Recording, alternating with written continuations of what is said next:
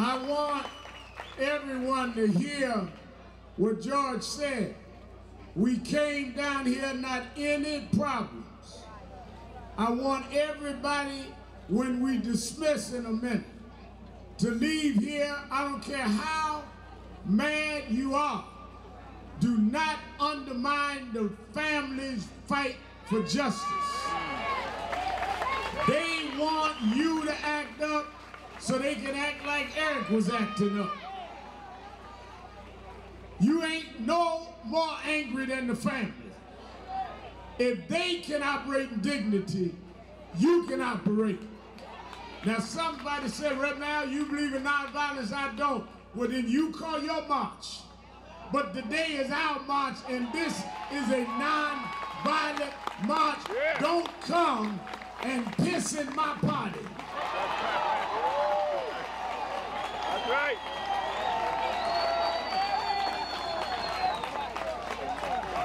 And anybody that act up, we're going to expose that you're working against the forces of justice. Now, you know, I say it straight up. You know, the press gonna only write that line, but I'm from ride high, do or die, bed style. I put it plain.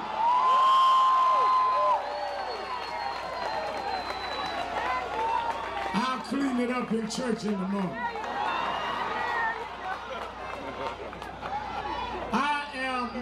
Before I give the mic back to Janae, I want to be able, when I give the eulogy Monday morning to Michael Brown's family at the funeral, I want them to be able to see thousands that came out with Eric Gardner, and we're going to combine with them. We're going to Washington. We're going to set the date after Congress comes back, and we're not going without officials. I want to bring you a man who's marched with us before, no matter what position he's held.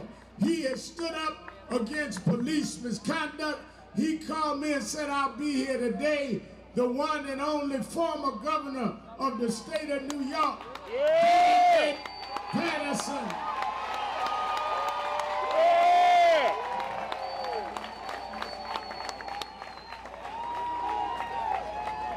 No justice, no peace.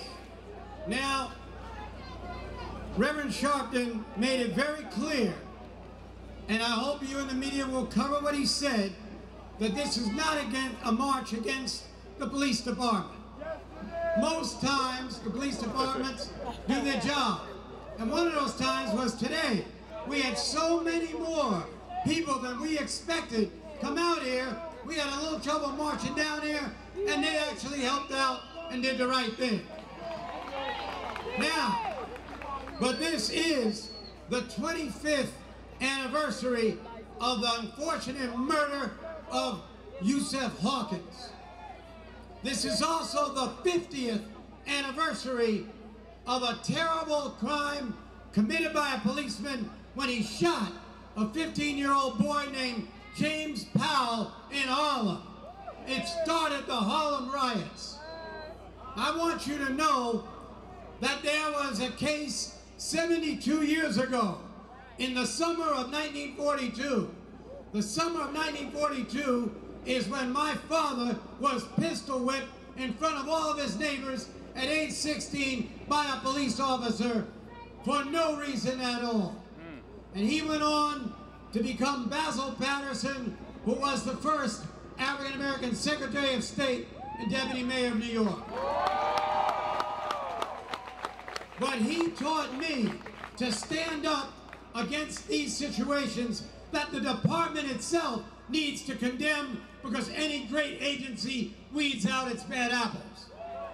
So when we get justice, and I believe because all of you are here, we will get justice for Eric Garner and his wonderful family. But when we get justice for them, we're going to get justice for Clifford Glover, a 10-year-old kid shot by the police in 1973.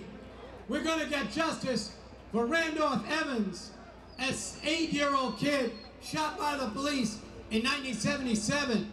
For Arthur Miller, a businessman in Brooklyn, shot by the police in 1979.